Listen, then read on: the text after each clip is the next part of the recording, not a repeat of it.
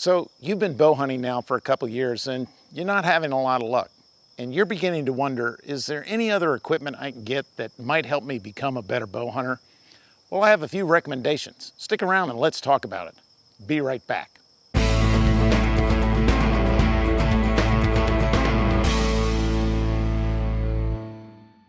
Hey, thanks for sticking around. This is Gen 10-9, where we give common sense advice for everyday hunting and fishing situations for your average sportsman. And today we're talking about supplemental equipment that may help us become better bow hunters. Now, we won't be talking about which is the better bow or what are the better arrows. We'll be talking about supplemental equipment, and we'll start with the least important and move to the most important.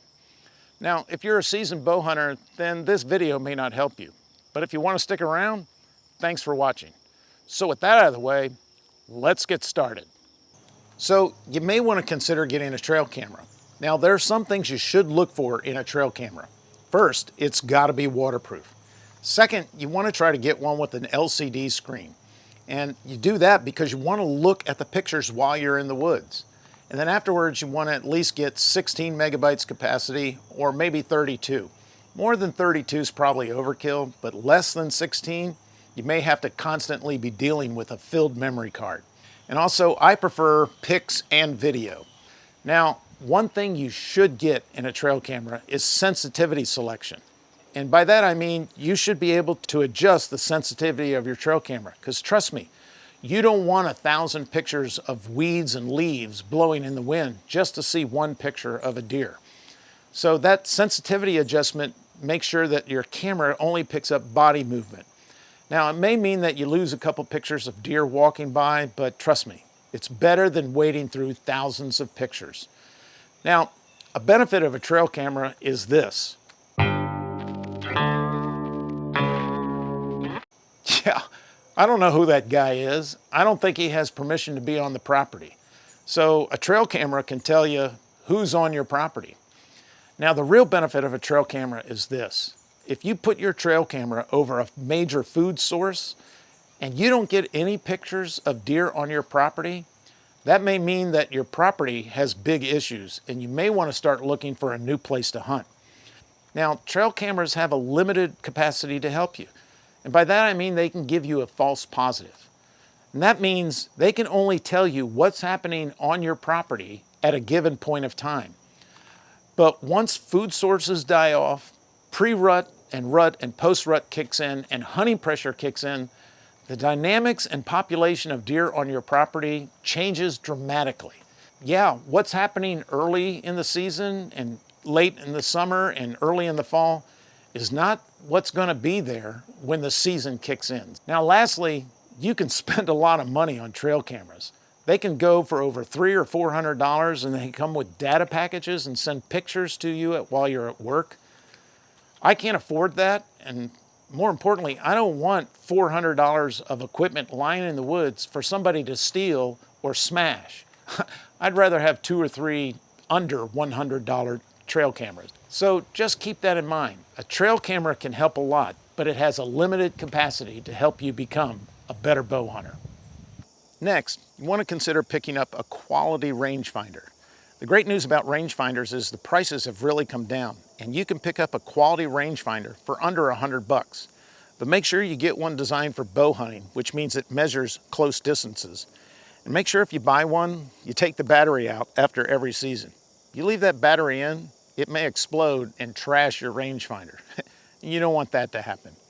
Now, rangefinders are important because they can give you precise distances, and I have some trouble with that. Yeah, I'm okay in my backyard, but when I get in a new stand location, not so much.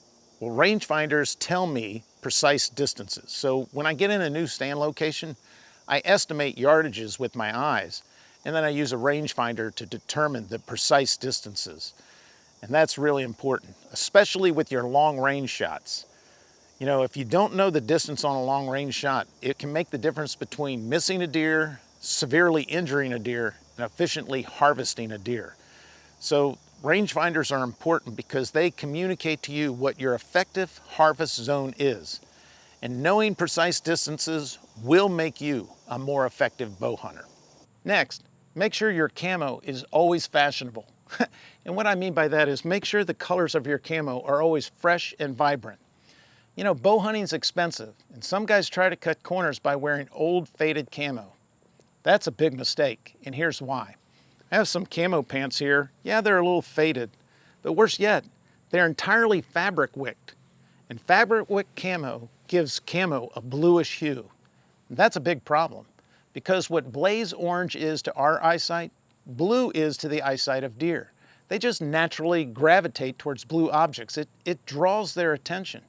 And so you're in your stand with old faded fabric wick camo, and you think you're invisible. The reality is you're the most obvious thing in the woods. So what I do is I keep all my bow hunting camos separate. And each year I buy something new. I bought a neck gaiter and a t-shirt this year.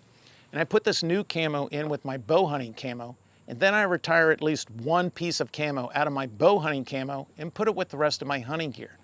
And that way I'm ensuring that my camo is always fresh and vibrant. And that's a big advantage, because fresh, vibrant colors will allow the deer to get closer to me without detecting me. So fresh, vibrant colors will make you a more effective bow hunter. Next, you want to consider getting a deer call. Now, there are a lot of gimmicks on the market that are hyped as can't miss buck calls, so buyer beware. The problem with deer calls is that sometimes they can do more damage than good. In other words, you can buy a lousy deer call, or you can buy a good deer call and use it the wrong way, both of which will have negative results. Now, there are two things you want to look for in a good deer call. The first is that it must sound like a young pig, because that's what deer sound like. They sound like young pigs. Here's the call that I use, and I've had a lot of luck with this, and this is what it sounds like. And second, you want to get a call that has some adjustability. This call has a reed that I can adjust, or I can lengthen the tube, and it'll give me a different tone. And here's what the tone sounds like. So it gives me a lower tone. So flexibility and adjustability gives you more options, and more options are always a good thing. Now here's another call. It's called a doe bleat. And then there is buck rattles. And a buck rattle is supposed to simulate two bucks fighting. Now, I've made a couple of videos on what to look for in a good buck call or good deer call and how to effectively use them, so look for the links in the description box below. Just know this, if you get a good call and you use it the right way, then you can draw bucks to your stand location. And if you could do that, then you're on your way to becoming a more effective bow hunter. And now we're down to the last three, all of which will take your bow hunting to the next level. You should consider getting a portable climbing stand. And one thing you gotta have in a climber is comfort, because comfort will allow you to stay in the tree longer, and more time in the woods means seeing more deer. Now, the benefits of climbers are twofold. The first is that they give you the advantage of unpredictability. You know, some of the biggest and oldest bucks I've taken over the last several years have all been while hunting from new locations in trees that I was unexpected. That's something that a ladder stand or a permanent blind just can't give you. The second advantage is even more important, and it's this. Climbers allow you to play the wind to your advantage. And as a bow hunter, you should know by now, hunting from any stand location that allows your scent to be blown to the deer is a tragic waste of time. Well, with climbers, you can hunt the downwind side of a trail or a location, and that means the deer won't smell you, and that's a critical advantage.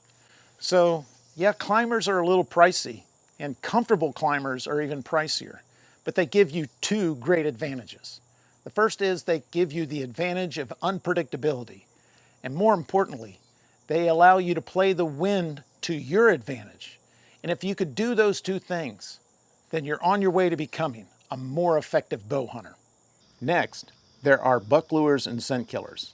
Now, having an effective scent strategy while you're hunting is where you get your biggest bang for your buck, because they're the least expensive, but yet when used properly, they're highly effective. So let's first talk about scent killers.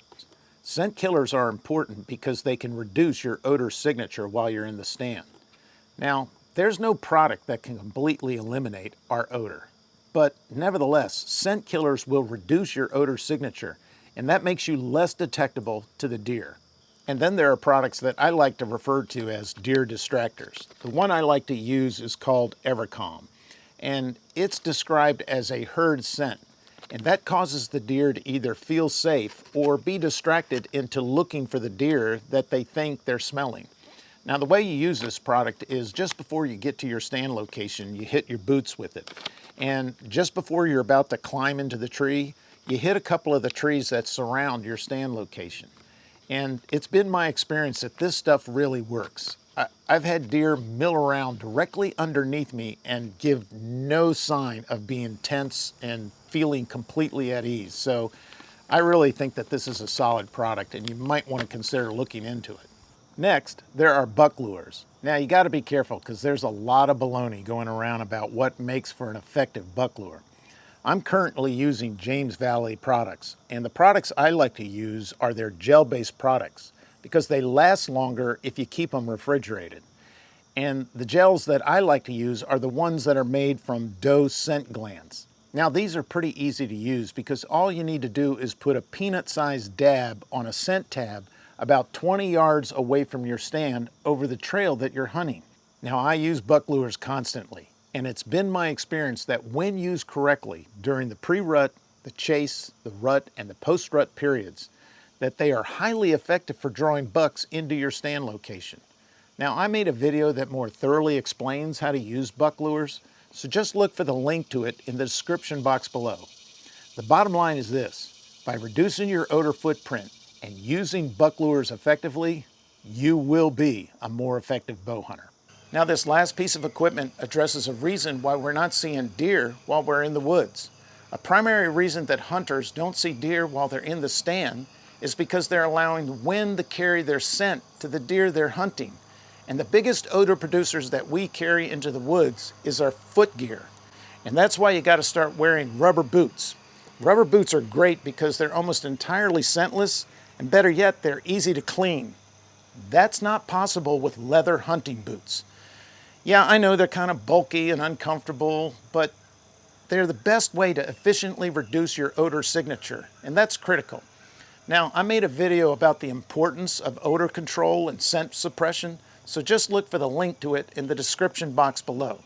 Just know this: rubber boots are the easiest way to reduce your odor footprint, and that makes you less detectable, and that will make you a more effective bow hunter. There you have it. 7 pieces of equipment that may help you become a better bow hunter. Now, do you have to have this stuff in order to bow hunt? No, you don't. People harvest deer every year without any of this gear.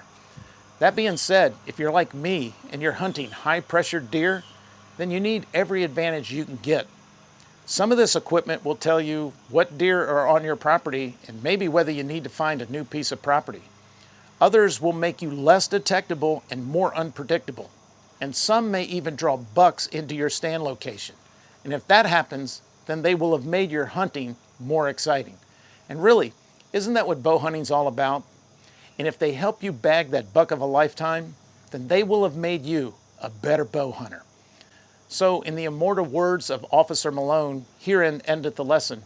If you learned something from the video, then hit like, share, and subscribe. Hey, may the Lord bring a wall hanger by your stand. Thanks for watching, and God bless.